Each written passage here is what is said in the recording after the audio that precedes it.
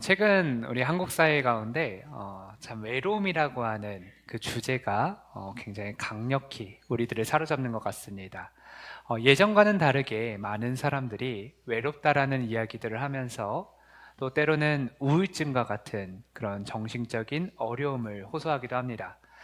1년 전에 제가 한 신문 기사를 통하여서 서울시에서 외로움 안녕 120이라고 하는 프로그램을, 전화 상담 프로그램을 이렇게 시작한다라는 신문 기사를 봤어요. 게다가 우연히 엊그저께 금요일에 또 그 그로부터 1년이 지난 뒤에 이 외로움 안녕 120 이것이 얼마나 사용됐는지를 표현하는 그런 신문 기사를 또 보게 되었습니다. 그 신문 기사에 따르면 1년 동안 약 4만 건의 상담 신청이 들어왔다. 그리고 또 상담이 그렇게 이루어졌다라는 이야기를 하는 내용을 보게 되었습니다. 작년에 처음 그 신문 기사를 보았을 때 저는 외로움 안녕 120 저걸 한다고 뭐 얼마나 사람들이 사용하겠어 라는 생각을 했는데 생각지도 못하게 4만 건이라는 정말 많은 사람들의 상담 신청이 들어왔다는 것을 보면서 오늘날 많은 사람들이 외로워하는구나, 외로움을 많이 경험하는구나 라는 생각을 했습니다. 제가 여기 주일학교 아이들도 많기 때문에 한 가지 질문을 드릴게요. 혹시 이 가운데 나는 카카오톡이 없습니다 하시는 분 손을 번쩍. 없어요. 나는 혹시 주일학교 아이들 중에 나는 인스타그램 안 합니다. 우리 어린 친구들 몇 명 있네요. 나는 페이스북 안 해요. 페이스북이 뭐예요? 아, 페이스북이 요즘에 이름 뭘로 변했죠? X? X는 트위터인가? X 안 한다. 안 해요. 그 SNS 안 한다. SNS 나 아무것도 안 해요 하는 친구. 그렇죠. 초등학교 1학년 빼고 하율이 너는 나중에 할 거야. 이 SNS를 안 하는 친구들이 요즘 많이 없죠. 우리 어른들 50대, 60대, 70대 되는 어르신들도 카카오톡 같은 경우에는 거의 대부분 갖고 계십니다. 그래서 옛날에는 친구라고 하는 범위가 보통 내가 뭐 일주일 동안 혹은 한 달 동안 얼굴을 맞대고 대화하는 사이가 친구였다면 오늘날 친구라고 하면 SNS에 등록되어 있는 사람들이 친구다라는 생각들을 많이 갖죠.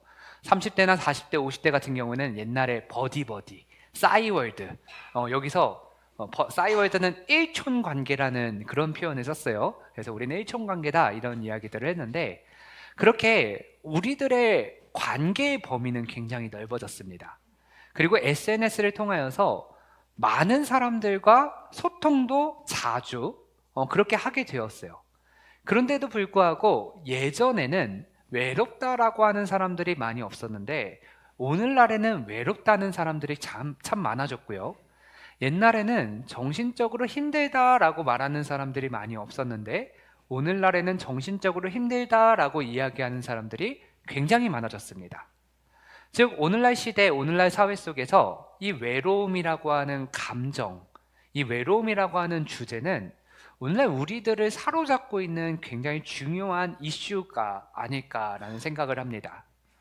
그런데 오늘날 우리들의 모습을 보면 이렇게 외롭다라는 감정에 사로잡히고 또 그 외로움은 다른 사람들과의 비교 속에서 더 나타나고 또 우리의 욕망이 더 드러나고 우리의 욕망이 솔직해지면서 또 정신적인 어려움들이 우리들을 사로잡고 있는 오늘날의 모습 속에 그리스도인은 도대체 왜 그러한 어려움 속에 살아가고 있는가?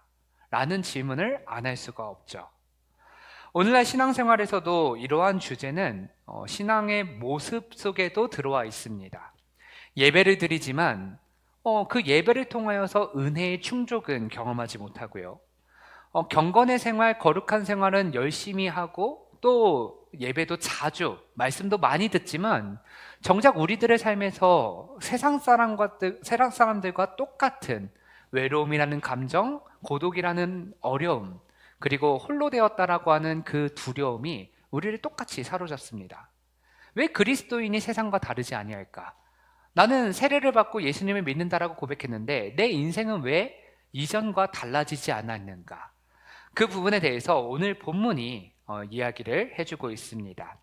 우리가 읽지는 않았지만 1절과 2절 말씀을 보면 그런즉 우리가 무슨 말을 하리요? 은혜를 더하게 하려고 죄에 거하겠느뇨? 그럴 수 없느니라 라고 말하면서 죄에 대하여 죽은 우리가 어찌 그 가운데 더 살리요? 라고 말합니다. 자, 여기서 바울은 우리는 죄에 거할 수 없다. 우리는 죄에 대하여 죽었기 때문이다 라고 얘기합니다. 우리가 죄라고 하는 것에 대해서 오해를 하고 있는 게 있어요. 우리는 죄와 맞서 싸우는 존재가 아닙니다. 그건 오해예요. 죄와 맞서 싸운다. 여러분 이렇게 생각해 봅시다. 맞서 싸우려면요, 나를 적대시하고 나를 이겨먹으려고 하는 한 존재가 있어야 맞서 싸울 수 있는 거예요. 그렇죠? 그런데 죄에 대해서 죽었다. 다시 말하면 죄라고 하는 그 존재 앞에서 나는 죽은 존재야 하면 죄가 나와 맞서 싸울 수 있을까요? 없을까요? 없어요. 왜냐면 죄에 대해서 나는 이미 죽은 존재이기 때문에 나는 죄와 맞서 싸울 수 있는 관계가 형성되지 않습니다. 그래서 우리는 사실 죄와 맞서 싸우는 존재가 아니에요. 우리는 죄에 대해서 죽은 존재이기 때문에 죄와 관련 없는 존재입니다. 우리는 죄와 관련 없는 존재인데 그럼에도 불구하고 여전히 우리는 죄와 맞서 싸우려고 하기 때문에 우리의 신앙생활은 어렵고 힘든 게 됩니다. 죄라는 존재가 그렇습니다. 그 죄는 우리와 항상 함께 있는 존재예요. 그렇죠? 원래는 항상 함께 있는 존재이기 때문에 죄는 항상 나를 넘어뜨리려고 합니다. 그래서 죄와 내가 싸우는 관계가 되면 우리는 항상 나를 넘어뜨리려고 하는 죄와 맞서 싸워야 되고, 날마다 긴장해야 되고, 날마다 깨어 있어야 되고, 날마다 그 죄 때문에 힘들어야 되고, 날마다 죄에게 넘어지지 않기 위해서 버텨내야 돼요. 그러니까 신앙생활이 얼마나 힘듭니까? 근데 죄에 대해서 죽으면 우리는 신앙생활이 힘들 필요가 없어요. 관계가 없기 때문에. 죄를 생각하지 않아도 되기 때문에. 내가 생각해야 될 것이 있다면 죄에 대하여 죽은 우리가 예수 그리스도와 연합하여 부활하였기 때문에 부활 이후의 삶만 신경 쓰면 되는 거예요. 죄와 맞서 싸울 필요가 없기 때문에 더 이상 죄가 나를 주장하지 못하고 나는 그냥 예수 그리스도 안에서 영광과 은혜 속에서 살아있기만 하면 돼요. 그게 나의 주된 관심사고 그것만이 나와 관계되어진 것들 뿐이에요. 그러니까 우리 신앙생활이 즐겁고 행복한 겁니다. 그래서 죄에 대하여 죽었다라는 사실을 우리가 붙잡으면 우리는 더 이상 죄 때문에 힘들지 않습니다. 우리는 은혜 안에서 걷는 인생이 되는 것이죠. 3절에서 보면 이렇게 이야기합니다. 무릇 그리스도 예수와 합하여 세례를 받은 우리는 그의 죽으심과 합하여 세례받은 줄을 알지 못하느뇨. 여기서 바울은 세례를 받은 우리가 그의 죽으심과 합하여 세례를 받았다. 그것을 알지 못하느냐라고 얘기하고 있어요. 이 알지 못하느냐라는 표현을 우리 오늘날의 좀 젊은이들로 표현하면 이런 겁니다. 너 세례 받았지? 그런데 세례 받았는데 세례 받았다는 거는 우리가 죄에 대하여 죽은 거야. 예수님과 함께 죽었다라는 거야. 그거 알고 있어? 너 설마 모르는 거야? 라고 얘기하면서 마치 우리를 책망하듯이 때로는 당연히 알고 당연히 너희들이 그것대로 살아가야 되는데 왜 세례받지 못한 자가 그렇게 살지 못하느냐? 왜 아직도 죄와 맞서 싸우고 왜 아직도 때로는 죄에 넘어지고 왜 아직도 죄의 종노릇하면서 아직도 그렇게 살고 있느냐? 너 이제 죄와 관계없는 존재라는 거 몰라? 라고 얘기하는 거예요. 여기서 보면 세례를 받은 우리는 그 사실을 알아야 된다는 겁니다. 세례를 받은 우리는 그리스도와 함께 죽었다라는 거예요. 세례를 받았다라는 것은 단순히 교회의 등록 절차를 거쳐왔다. 혹은 내가 세례를 받았으니 이제는 교회 안에서 직분을 가질 수 있다. 내가 세례를 받았으니 공동의회에서 어떠한 발언권과 결의권을 갖고 있다. 내가 세례를 받았으니 이제는 교회 공동체 안에서 정식 회원이 되었다. 그게 아니라 세례를 받았다라는 것은 그리스도와 함께 죽었다라는 겁니다. 세례를 받았다는 것은 교인이 되었다는 표지가 아니라 죽음의 선언이라는 것이죠. 여러분, 세례를 받았다라는 것, 이 세례, 원래 세례는요, 우리 교단은 지금 세례를 약식 세례를 합니다. 원래 세례는 영어로 말하면 baptism이라고 해서 세례를 베풀다는 원래 침례를 하다라는 뜻이에요. 침례를 살펴보면 침례는 물속에 사람이 완전히 잠겼다가 다시 꺼내어짐을 당합니다. 그리고 다시 이 목사가 이 사람을 꺼낼 때에 꺼냄으로써 이제 그는 세례를 받았습니다 라고 선포합니다. 물론 우리가 약식 세례를 하는 이유는 이제 선교적인 의미 때문이에요. 물이 없는 곳에서 이제 세례를 하려고 하니까 물을 담겼다가 이렇게 뺄 수가 없으니 약식으로 물을 뿌림으로 그 역할을 대신한다라는 선교적인 의미가 교단에 정착을 하게 된 겁니다. 근데 원래 왜 물에 잠겼다가 다시 꺼내느냐 하면 이 물이라고 하는 것에 유대인들의 상징적인 의미가 있어요. 유대인들은 물을 죽음이라고 생각을 했습니다. 그래서 물속에 잠기는 건 죽었다라는 거예요. 물속에서 다시 끄집어냈다는 건 다시 살아났다라는 겁니다. 그래서 이 구약 시대에는 이스라엘 백성들이 애굽 땅에 종살이를 하다가 출애굽을 하여서 가장 먼저 만난 장애가 뭐였죠? 바로 홍해, 물이었어요. 그래서 물이 죽음을 상징합니다. 그 물을 모세가 이제 손을 들어서 하나님께서 그 물을 가르세요. 그래서 그 물을 지나갑니다. 물을 지나기 전의 존재는 어떤 존재였냐면 애굽에 종살이 하던 이스라엘 백성들이었어요. 그런데 그 물을 지나게 되니까 그들의 인생이 어떻게 변하냐면 하나님의 백성이 되는, 그들의 정체성이 변하게 되는 사건이 나타납니다. 그게 물을 지났다라는 뜻이에요. 즉 물을 통하여서 나의 옛 존재는 죽고 물을 지남으로써 나는 새로운 존재가 되었다라는 게 출애굽의 홍해 사건입니다. 그 홍해 사건을 이제 신약 시대에 이르러서 세례를 통하여서 다시 한번 경험케 하는 거예요. 너희들이 혈통으로는 언약 백성인데 정말 너희가 새 존재가 되었니? 아니지 않니? 너가 이제 세례 예식을 통하여서, 침례 예식을 통하여서 이제는 죄에 대하여 죽고 세례를 받았으므로 이제 새로운 존재가 되었어 라고 하는 게 신약 시대의 세례의 예식입니다. 그게 오늘날 우리들은 세례를 줌으로 세례를 받기 전에 우리가 죄의 존재가 되었다가 물을 뿌리는 예식을 통하여서 그 물을 통하여 죄가 씻겨져 나가고 우리는 새로운 존재가 되었음을 확인하는 게 오늘날의 세례인 거예요. 그래서 세례를 받았다라고 하는 것은 옛 삶의 종료를 의미합니다. 이제 옛 존재가 아니야. 너희는 이제 새로운 존재가 되었어. 그래서 세례를 받은 우리는 그리스도와 함께 죽은 거예요. 그게 바로 세례예요. 예전에 방식으로 살던 내가, 예전에 욕망으로 움직이던 내가 이제는 끝났다라고 하는 선언입니다. 그래서 여기서 중요한 표현이 있다면 우리는 예수 그리스도와 함께 죽었다라는 표현이죠.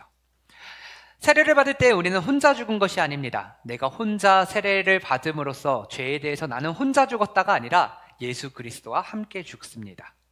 예수님의 십자가가 내 옛사람의 종말이 되었습니다. 그래서 바울은 갈라디아서에서 내가 그리스도와 함께 십자가에 못 박혔나니 라고 얘기를 하면서 십자가에 못 박힌 자는 예수님뿐만이 아니라 나까지도 못 박혔다. 예수님이 십자가에서 죽으셨을 뿐만 아니라 나 또한 십자가에서 죽었다. 예수님께서 부활하셨을 뿐만 아니라 나 또한 예수님과 함께 부활했다라고 이야기를 하는 겁니다. 사랑하는 성도 여러분, 이 그리스도와 함께 죄에 대하여 죽었다라는 것이 왜 중요한가? 우리는 자꾸 옛 사람을 향하여서 살아요. 우리는 자꾸 죄를 너무 크게 여깁니다. 우리는 자꾸 죄를 큰 존재로, 그리고 나에게 영향력 있는 존재로 자꾸만 생각합니다. 그래서 자꾸 우리는 죄를 지으면서 이렇게 표현합니다. 내가 원래 죄인이라서, 내가 완악한 존재라서 죄를 지을 수밖에 없어. 사단이 나를 죄를 짓게 만들었어. 자꾸만 죄의 영향력, 그리고 죄와 나는 관계되어 있는 것처럼 자꾸 우리는 그렇게 생각하고 설명합니다. 그러나 복음은 그렇게 설명하지 않아요. 복음은 분명하게 선언합니다. 너희는 그리스도와 함께 죄에 대하여 죽었다. 여러분, 이게 얼마나 강력한지 아십니까? 예를 들어서 이렇게 생각해 봅시다. 이제 저는 감옥에 갇힌 죄수가 될 겁니다. 그러면 저는 이제 더 이상 이정우라는 이름으로 살 수가 없어요. 이제 감옥에 가게 되면요, 저는 감옥에 간 적은 없지만 감옥에 갔다고 생각을 해봅시다. 그럼 사람들이 저를 죄수번호로 저를 부를 겁니다. 그리고 죄수번호로 부르면서 아마 죄인으로서 감옥에서 요구하는 하루의 일과를 맞춰서 살아가게 될 거예요. 그쵸? 그게 죄수예요. 근데 어느 날 그 나라의 왕이 바뀌었어요. 왕이 바뀌었는데 그 왕이 저를 너무 사랑하는 왕이에요. 그래서 그 왕이 저한테 저를 이제 풀어줍니다. 야, 너 이제 더 이상 죄인이 아니야. 죄수로서의 역할은 이제 끝났어. 이제는 너는 내가 사면시켜 줄 테니까 내가 주는 집에서 너가 자유롭게 내 안에서, 내 통치권 아래서 살아 라고 저에게 사면을 허락하고 새로운 삶을 줍니다. 그러면 제가 이제 새로운 삶을 살게 되면서 예전에는 죄수번호로 제 이름을 누군가가 불렀다면 이제는 나라고 하는 이름으로 사람들이 이정우라고 저를 부를 거예요. 그리고 예전에는 죄수로서 감옥에서의 일과를 그대로 살아왔다면 이제는 새로운 삶에서 내가 원하는 대로 나의 시간을 선용하면서 내 뜻대로 살게 될 겁니다. 자유롭게 살게 될 거예요. 그런데 어느 날 제가 자유롭게 살면서 이렇게 생각합니다. 내가 평생을 감옥 속에서 살면서 감옥의 일과가 내 일과였고 죄수번호로 부르는 게 너무 익숙했는데 이정우라고 이름을 다른 사람들이 부르니까 너무 불편해. 내가 스스로 내 시간을 사용할 수 있으려니까 자꾸 게을러지고 너무 힘들어. 그냥 난 누가 시키는 대로 하는 게 너무 좋아 하면서 교도소로 다시 가가지고 문을 두들기면서 교도소장님, 저 다시 좀 감옥에 좀 넣어주세요. 못 살겠어요. 자유가 너무 싫어요. 이렇게 이야기하면 나를 사면시켜준 왕은 뭐가 됩니까? 뻘짓거리한 거죠. 그러면 나는 또 뭐 하고 있는 겁니까? 바보 같은 짓거리 하는 겁니다. 근데 그 모습이 마치 우리들의 모습과 같아요. 우리가 좋든지 싫든지 우리는 죄의 종노릇하는 존재입니다. 사단이 만들어낸 철저한 감옥 안에 갇혀 있었던 존재예요. 그래서 우리의 일과는 날마다 죄인된 일과를 살아가는 게 우리들에겐 익숙합니다. 그런데 어느 날 예수 그리스도께서 이렇게 이야기를 하는 거예요. 하나님께서 너를 너무 사랑하셔. 그래서 너를 구원하기로 결정하셨어. 나를 믿는 자마다 멸망당하지 않고 영생을 얻을 거야. 내가 곧 길이요 진리요 생명이니 나로 말미암지 않고는 아버지께로 나올 자가 없어. 나를 믿어. 그러면 너는 사면되는 거야. 그렇게 해서 예수님은 십자가에 달려 죽으심으로 나를 사면시켜 주셨어요. 이제는 더 이상 우리는 감옥 속에 있지 않습니다. 진리가 너희를 자유케 하리라 라고 하는 말씀처럼 우리는 자유를 누려요. 그런데 여전히 우리들의 모습은 어떻습니까? 우리들이 예전 감옥에서 살아왔던 삶의 방식대로, 예전 감옥에서 느꼈던 그 감정, 그 생각의 방식이 나에게 더 익숙하다라고 얘기하면서 내 욕망대로, 내 감정대로, 내 생각대로 그렇게 다시 돌아가려고 하는 거예요. 얼마나 바보 같은 짓입니까? 그러나 오늘 본문은 명백하게 선언하고 있습니다. 세례를 받은 우리는 그리스도와 함께 죽은 것이라. 그래서 죄는 더 이상 우리를 주장하지 못합니다. 우리는 죄의 종노릇에서 이미 끝난 인생이에요. 그런데 여전히 우리들의 모습은 죄를 향하고 있다. 이거는 오늘날 우리들만의 모습이 아닙니다. 2000년 전에 이 당시 사람들도 세례를 받았으나 여전히 죄를 향하여 살고 있었기 때문에 이 말씀이 주어진 거예요. 그뿐만이 아닙니다. 여러분, 출애굽 때의 이스라엘 백성들을 보십시오. 이스라엘 백성들이 홍해를 건넙니다.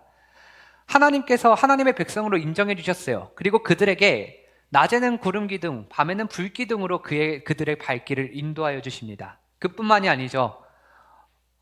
이 만나와 메추라기로 매일마다 그들을 먹이십니다. 그들의 발걸음을 인도하시면서 하나님께서 날마다 은혜를 줘요. 그런데도 불구하고 이스라엘 백성들이 뭐라고 얘기하느냐? 모세를 향하여서 내가 이집트에 있었더라면 이렇게 걱정 근심하면서 그렇게 살지 않았을 텐데 너가 우리를 광야로 끌고 와서 다 죽이고 마는구나. 그렇게 얘기하면서 불평불만해요. 그러니까 인간이라는 존재가 그래요. 인간이라는 존재는 구원을 받았으면서도 여전히 죄의 모습을 그리워하며 살아가는 거예요. 2000년 전에도 지금도 그리고 출애굽 당시에 이스라엘 백성들도 그 모습을 반복하며 살아갑니다. 그래서 바울은 2000년 전에 그리고 지금 그리고 그보다 훨씬 더 전에 이스라엘 백성들에게 하나님의 마음을 전하고 있어요. 오늘 본문의 3절입니다. 그의 죽으심과 합하여 세례를 받은 줄 알지 못하느냐?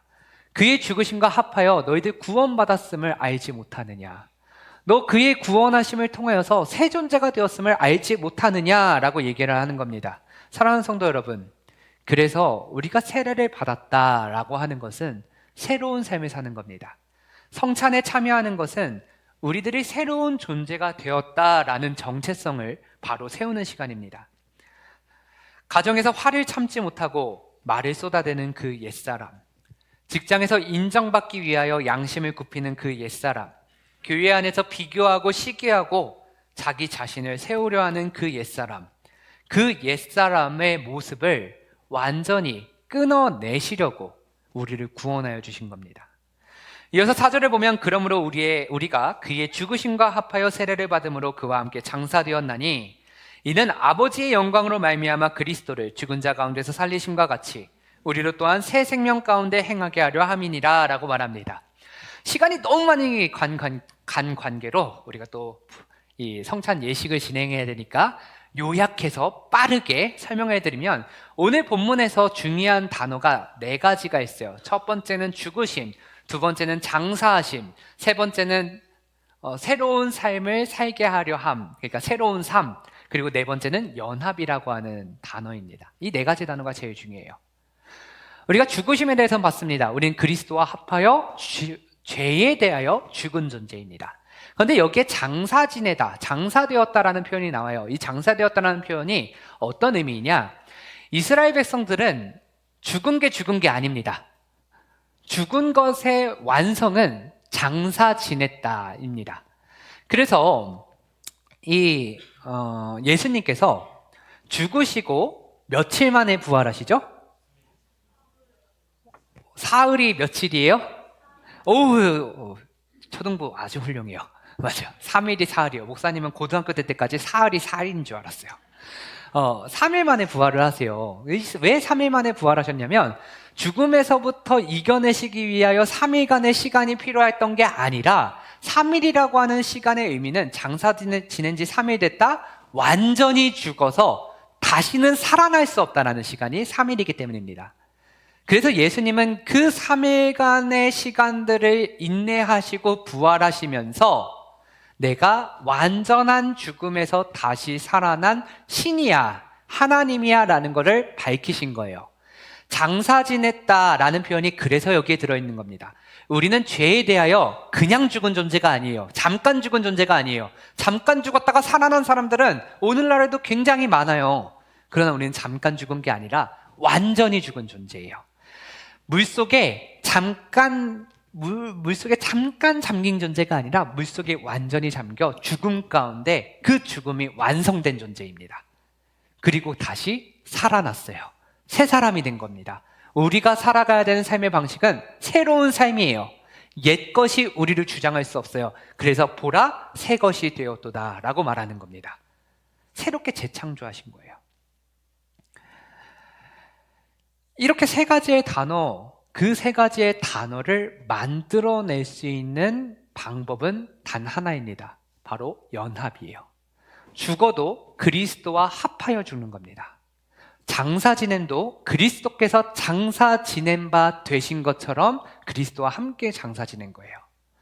새로운 삶도 그리스도와 함께 부활하여서 그 새로운 삶을 사는 겁니다. 그게 바로 연합이에요.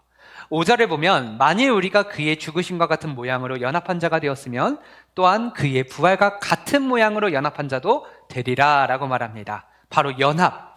연합이라는 단어는 단순히 따라간다의 수준이 아닙니다. 제가 누군가를 따라간다 하면 나라는 존재와 따라가게 되는 그 존재가 있어야 내가 따라갈 수 있는 거예요. 존재가 분리가 돼야 따라감이 생기는 겁니다.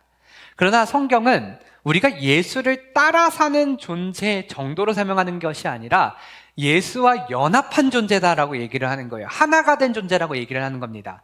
오카노 목사님이 제자훈련을 하실 때 제자훈련 교재 가운데 한 단원이 작은 예수가 되라라고 하는 단원이 있습니다. 그래서 저는 그때 이런 생각을 했어요. 우리는 죄인인데 예수님을 따라 사는 것만으로도 힘든데 어떻게 작은 예수가 되라라고 말씀하시지? 라는 생각을 했습니다. 그러나 그리스도와의 연합, 이것이 우리에게 사실이 되고 진리가 되면 우리는 예수님을 따라 살아가는 존재가 아니라 죄에 대해서 완전히 죽었기 때문에 그리스도와 함께 연합된 존재이기 때문에 그리스도와 함께, 그리스도와 같이 살아갈 수 있는 존재가 되는 거예요. 그래서 우리는 이 시대에 작은 예수로 사는 겁니다. 예수님처럼 사는 게 아니라 모방하면서 살아가는 존재가 아니라 예수로 사는 거예요.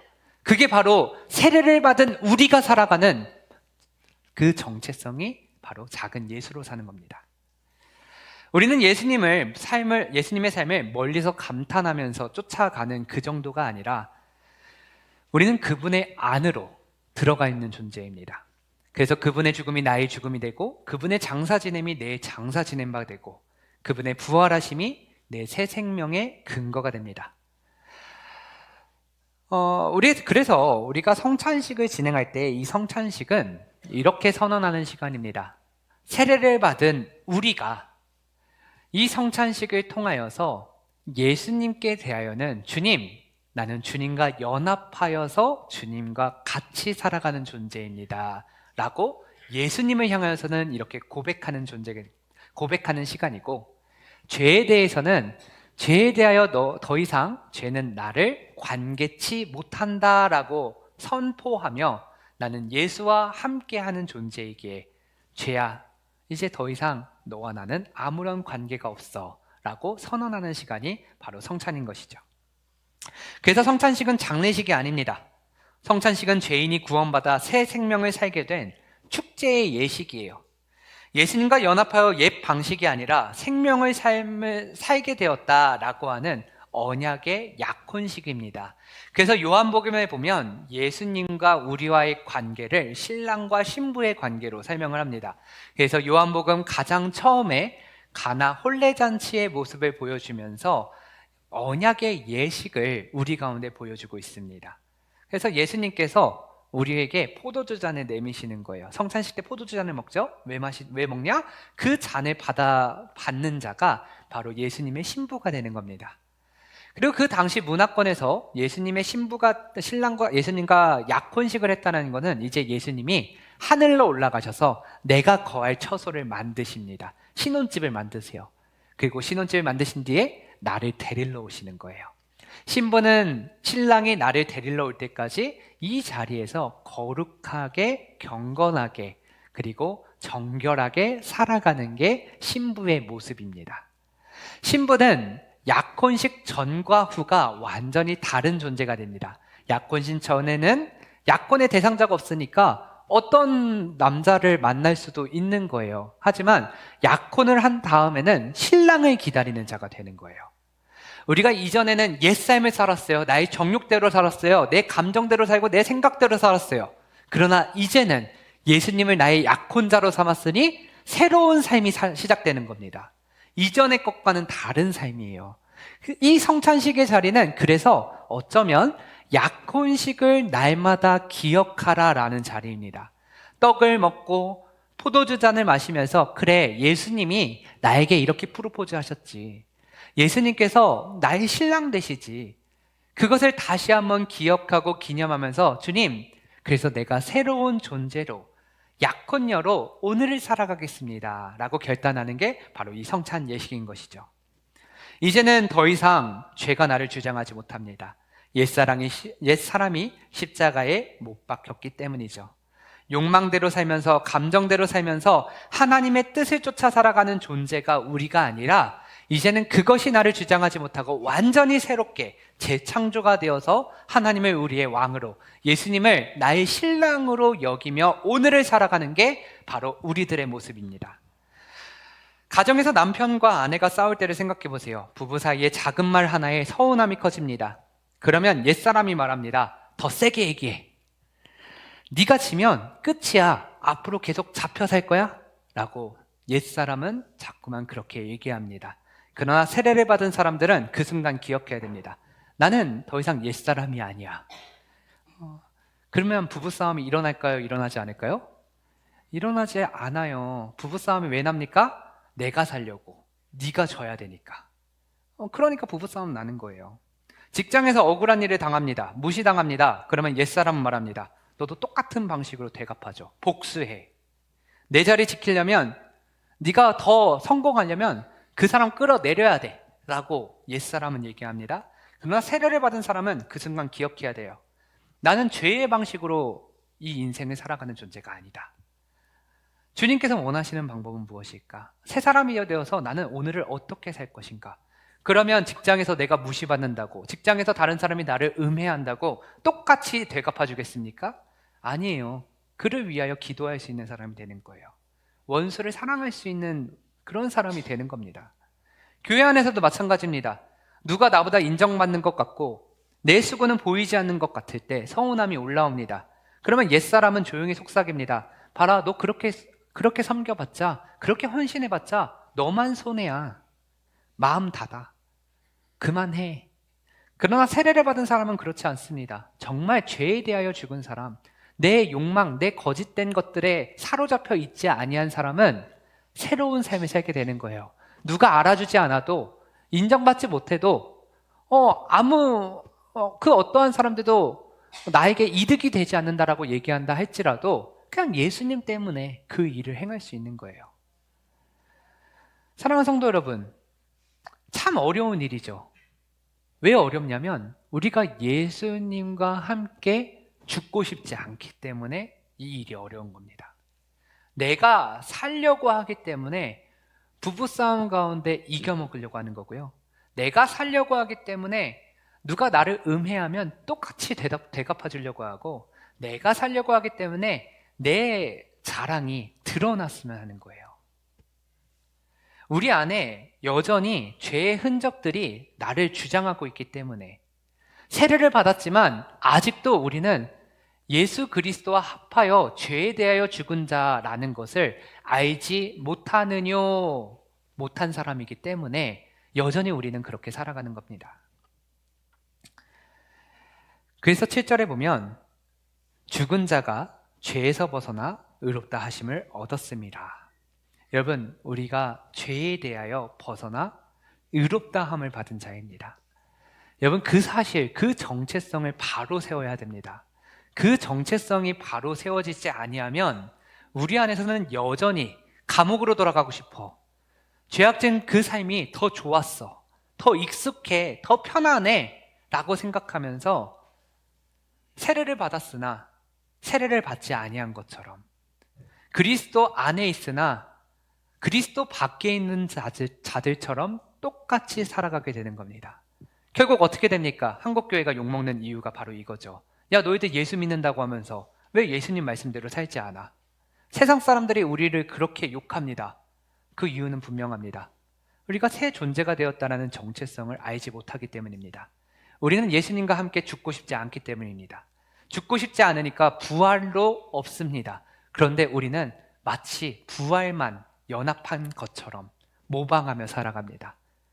껍데기는 그럴싸하니 그러나 속은 전혀 그리스도를 믿지 아니한 것처럼 그렇게 살아가는 것이죠. 그래서 오늘 본문의 말씀은 우리가 명확하게 새 존재가 되었다. 너 그 정체성을 바로 하라 라고 하는 선언입니다. 시간이 많이 나간 관계로 9절을 보겠습니다. 그리스도께서 죽은 자 가운데서 살아나셨음에 다시 죽지 아니하시고 사망이 다시 그를 주장하지 못할 줄을 알미로라 말합니다. 다시는 죽지 아니한다. 여러분, 예수님께서 죽으셨다가 완전히 죽으셨다가 부활하셨어요. 그리고 난 다음에 다시 죽으셨습니까? 아니죠. 하늘로 올라가셨습니다. 예수님이 왜 하늘로 올라가셨을까? 저 오늘 본문을 보면서 깨달았어요. 예수님이 다시 죽으셔서 하나님 곁으로 가셨다면 우리는 죽음과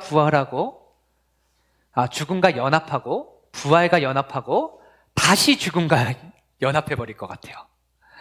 그런데 예수님께서 원하시는 건 죽음과 연합하여서 죄에 대해서 완전히 죽었으면 부활과 연합하여서 새로운 생명을 살게 되고 그 새로운 생명이 완전한 새로운 삶이다라는 걸 보여주시려고 다시 죽지 아니하신 거예요.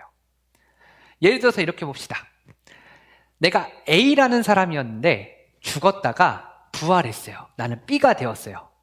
B가 되었는데 다시 죽으면 A로 살다가 죽은 것과 B로 살다가 죽은 것의 결과는 똑같이 죽음입니다. 근데 A로 살다가 죽었다가 B로 부활했어요. 그리고 그 B로 부활한 것을 다시 죽지 아니하면 우리는 B로 사는 거예요. 새 존재로 그냥 사는 거예요. 예수 그리스도 안에서 연합된 자로 사는 겁니다. 그것만이 우리에게 놓여진 거지 우리는 다시 죽지 않아요. 육적으로 말고 영적으로. 예수님께서 일부러 그렇게 보여주신 거예요. 너희가 새 존재가 되었지 십자가에 달려 죽으심으로, 십자가에 달려 내가 죽음으로 죽음과 연합했지. 장사됨도 함께 연합했지. 야, 부활함도 함께 연합됐지. 그러면 이 새로운 삶 나는 영원히 살 거고 너희도 그 영원한 삶을 함께 누리는 거야. 그게 예수님이 다시 죽음을 경험하지 아니하신 이유입니다. 성도는 흔들릴 수 있습니다. 때로는 넘어질 수 있습니다. 그러나 이전의 삶으로 되돌아가는 존재는 아닙니다. 죽기 이전으로 돌아갈 수 없고요. 죽음을 다시 경험하지 못합니다. 우리는 새로운 삶을 살아가는 존재예요. 사랑하는 성도 여러분, 이제 우리는 성찬 앞에 설 겁니다. 이 시간 우리가 반드시 정리할 것이 있습니다. 여러분들은 어떤 존재입니까? 여러분들의 감정, 세상의 시선, 그 어떠한 걸로 여러분들의 정체성이 결정되는 거 아닙니다. 성경은 분명하게 여러분들의 정체성을 선언하며 얘기합니다. 여러분은 새로운 존재입니다. 옛것은 지나갔으니 보라 새 것이 되었도다입니다. 여전히 죄의 방식으로 사는 옛사람, 그것이 여러분들의 정체성입니까? 아니면 새 생명으로 살아가는 예수님과 연합된 자가 여러분들의 정체성입니까? 오늘 본문은 단순히 교리를 설명하지 않습니다. 우리의 존재를 규정합니다. 세례를 받은 우리는 이미 죽은 사람입니다. 그래서 이 성찬의 시간 여러분들이 다시 한번 여러분들의 정체성을 확인해야 됩니다. 나는 새롭게 된 존재입니다. 그래서 성찬의 자리는 패배의 자리가 아닙니다. 죽음을 슬퍼하는 장례식 그런 분위기가 아닙니다. 승리의 자리고 부활의 영광에 참여하는 자리고 그리스도와 연합함으로 그리스도께서 나의 신랑이 되어주시고 나는 신부가 되었다라고 하는 언약의 예식입니다.